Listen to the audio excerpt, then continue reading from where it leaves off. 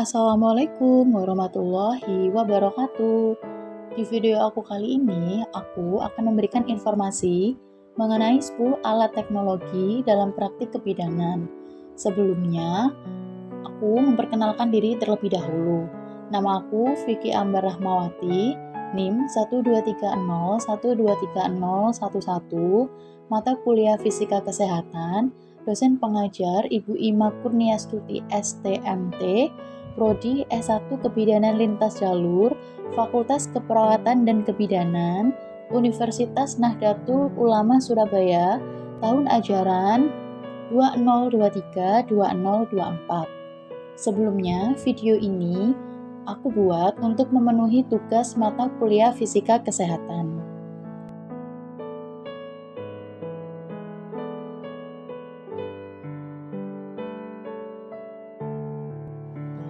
10 alat teknologi dalam praktik kebidanan yang aku bahas pada video ini.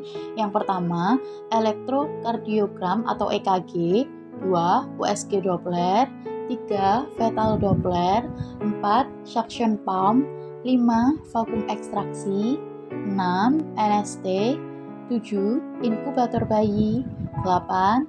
Infant warmer, 9. Vital sign monitor, dan yang ke-10, searing pump. Yang pertama, elektrokardiogram atau biasa dikenal EKG merupakan alat tes untuk mengukur dan merekam aktivitas listrik jantung menggunakan mesin pendeteksi impuls listrik yang dinamakan elektrokardiograf. Alat ini menerjemahkan impuls listrik menjadi grafik yang ditampilkan pada layar pemantau. Fungsinya, memantau kesehatan orang yang telah didiagnosis dengan masalah jantung, untuk membantu menilai alat pacu jantung buatan, atau untuk memantau efek obat tertentu pada jantung. Indikasinya, EKG ini dilakukan jika pasien mengalami gejala penyakit jantung seperti nyeri dada, sulit bernafas, cepat lelah, badan lemas, jantung berdebar, dan gangguan irama jantung, baik takikardi maupun bradikardi. Prosedur elektrokardiogram atau EKG. Sebelum prosedur, jika pemeriksaan ini direncanakan, pasien dianjurkan menghindari pemakaian lotion, minyak, atau bedak pada tubuh, khususnya area dada. Tidak menggunakan aksesoris atau perhiasan jenis apapun. Saat prosedur, EKG berlangsung singkat, hanya sekitar 5-8 menit. Saat pemeriksaan berlangsung, elektrode ditempelkan di dada, lengan, dan tungkai. Elektrode yang dipasang biasanya berjumlah 10 atau 12 buah, berbahan plastik, dan berukuran kecil. Tiap kabel elektrode tersambung ke mesin EKG untuk merekam aktivitas kelistrikan jantung. Setelah prosedur, pasien bisa beraktivitas seperti biasa, kecuali jika hasil pemeriksaan abnormal atau ditemukan hal-hal yang tidak normal. Pemeriksaan lanjutan dilakukan sesuai hasil temuan dari EKG. Alat kedua, USG Doppler. Alat ini merupakan alat pemeriksaan kesehatan menggunakan gelombang suara berfrekuensi tinggi untuk memantau kondisi aliran darah dan pembuluh darah. Fungsinya untuk mendiagnosis beragam penyakit, terutama penyakit atau gangguan pada pembuluh darah, seperti 1.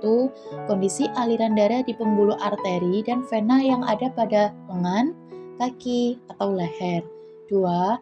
Keberadaan gumpalan darah yang menyumbat pembuluh darah dan menghambat aliran darah pada organ tubuh tertentu. 3. Kondisi aliran darah pada ibu dan janin selama kehamilan. Indikasi pasien dengan penyakit jantung bawaan, penyumbatan maupun penyempitan pada pembuluh darah arteri atau lebih dikenal dengan arteriosklerosis, penyakit arteri perifer, stenosis karotis, atau penyempitan pembuluh arteri di leher.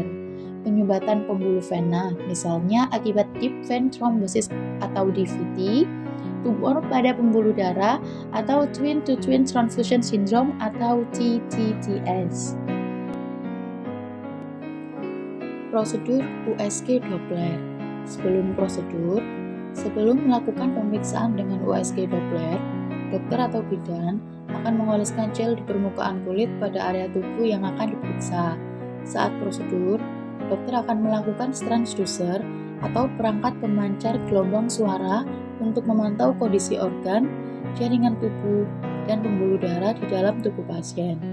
Perangkat tersebut terhubung dengan layar monitor mesin USG Doppler yang akan menampilkan gambar kondisi organ dan pembuluh darah pada area yang sedang diperiksa. Dokter biasanya melakukan pemeriksaan USG Doppler untuk memantau atau mengevaluasi kondisi tertentu. Setelah prosedur, bidan atau dokter akan membersihkan sisa gel yang masih menempel di kulit pasien. Pemeriksaan USG Doppler biasanya hanya berlangsung selama beberapa menit. Alat ketiga, fetal Doppler. Fetal Doppler merupakan alat medis yang digunakan untuk mendengarkan detak jantung janin atau calon bayi dalam kandungan. Fungsinya bisa memantau detak jantung janin secara berkala karena bisa menjadi indikator sang calon bayi dalam keadaan sehat atau tidak saat di kandungan. Indikasi bisa dipakai oleh semua ibu hamil untuk menilai kesejahteraan janinnya dalam kandungan. Prosedur: tekan tombol power pada fetal Doppler, oleskan gel pada probe, kemudian tempelkan probe ke perut ibu pada posisi punggung janin. Geser probe hingga menemukan posisi yang pas hingga detak jantung terdeteksi. Setelah terdeteksi, naikkan volume agar detak jantung terdengar lebih jelas. Fetal Doppler biasanya dilengkapi dengan layar LCD untuk memberi informasi detak jantung bayi. Alat keempat, suction pump. Suction pump merupakan alat yang memiliki fungsi untuk menghisap cairan dalam tubuh manusia yang tidak berguna atau tidak dibutuhkan oleh tubuh. Fungsinya sebagai alat hisap sesuai dengan fungsinya. Indikasi untuk beberapa kasus medis yang membuat tubuh memiliki cairan berlebih yang tidak berguna dan justru menekan kerja organ lain di dalam tubuh. Oleh sebab itu, cairan dalam tubuh tersebut harus dikeluarkan agar organ tubuh dapat bekerja dengan lebih baik. Prinsip atau cara kerja. Prinsip kerja alat ini sama dengan kerja pompa pada umumnya. Seberapa kuat daya hisap biasanya disesuaikan dengan jenis cairan yang akan dihisap. Semakin kental, maka daya yang dibutuhkan semakin kuat. Suction pump dalam kebidanan dipakai saat melakukan sedot air ketuban saat bayi lahir, sehingga cairan ketuban tidak masuk ke paru-paru bayi. Alat kelima, vakum ekstraksi. Alat ini adalah alat yang digunakan oleh dokter saat persalinan normal untuk mempercepat kelahiran, khususnya jika persalinan tidak mengalami perkembangan. Alat ini bertugas mempermudah keluarnya bayi melalui vagina sembari ibu berusaha untuk mengejan. Fungsi: membantu mempercepat persalinan normal dengan penyulit seperti kontraksi lemah atau persalinan macet. Indikasi: pada persalinan yang tidak memiliki kemajuan kontraksi, ada masalah pada detak jantung bayi, atau ibu mengalami masalah kesehatan tertentu. Prosedur: cara kerja alat ekstraksi vakum persalinan yaitu seperti menghisap. Jadi, alat vakum ditempelkan pada tengkorak bayi, tetapi bukan pada ubun-ubun atau titik lunak. Kemudian, alat ekstraksi vakum ini seolah-olah menyedot dan memandu bayi supaya lebih mudah keluar dari rahim, sembari ibu mendorongnya dengan cara mengejan. Alat keenam, NST atau tes non-stress. Alat ini adalah alat dengan monitor eksternal yang digunakan untuk mengevaluasi kesehatan bayi sebelum lahir melalui informasi tentang suplai oksigen dengan memeriksa detak jantung dan bagaimana responnya terhadap bayi. Fungsinya mencatat semua aktivitas bayi dalam kandungan, merespon saat tidak ada tekanan yang diberikan kepadanya, dan mengevaluasi reaktivitas detak jantungnya. Indikasi biasanya dilakukan saat mendekati tanggal kelahiran atau jika ibu mengalami komplikasi selama kehamilan. Prinsip atau cara kerja alat ini: Sebelum prosedur, pasien yang akan dilakukan pemeriksaan dasar atau TTV, tanda-tanda vital atau vital sign, kemudian pasien dianjurkan untuk posisi berbaring. Selama prosedur, petugas medis akan menempatkan sensor di sekitar perut untuk mengukur DJJ. Biasanya berlangsung sekitar 20 menit. Setelah prosedur, petugas akan segera mendiskusikan hasil NST kepada pasien. 7. Inkubator bayi. Inkubator bayi adalah box yang memiliki ukuran tertentu dan dilengkapi alat-alat medis untuk membuat tubuh bayi selalu merasa hangat. Fungsi 1. Melindungi bayi dari bakteri, iritasi, dan alergen. 2. Memberikan oksigenasi. 3. Memberikan kontrol terhadap bayi. Indikasi diberikan pada bayi dengan kondisi tertentu, misalnya PPLR, bayi dengan berat badan lahir rendah, hipotermi, atau bayi yang membutuhkan monitoring lebih. Prosedur inkubator bayi. 1. Membersihkan inkubator sebelum digunakan dengan desinfektan. 2. Kain yang bersih harus selalu digunakan sebagai penutup matras setiap kali inkubator akan digunakan. 3. Hubungkan inkubator dengan catu daya. 4. Tekan atau putar tombol on atau off. 5. Lakukan pengecekan termometer. 6. Melakukan pemanasan secukupnya. 7. Melakukan tindakan. 8. Mematikan mesin saat inkubator tidak digunakan. Alat ke-8, infant warmer, adalah alat yang digunakan untuk menghangatkan bayi baru lahir atau bayi lahir secara prematur. Fungsi: menjaga suhu tubuh bayi pasca dilahirkan, menghangat bayi, mengembalikan suhu bayi yang mengalami hipotermi. Indikasi: bayi baru lahir, PPLR, bayi dengan hipotermia atau gangguan nafas. Prosedur: 1. Sambungkan kabel ke stop kontak, kemudian hidupkan tombol yang ada pada on atau off. 2. Atur sektor sesuai dengan suhu yang diinginkan, dengan acuan suhu ruang dan suhu yang ada pada set sektor. 3. Sebelum bayi dimasukkan ke dalam infant warmer, usahakan bahwa alat ini sudah dinyalakan terlebih dahulu selama 15-20 menit agar suhu menjadi stabil. Alat ke-9, vital signs monitor.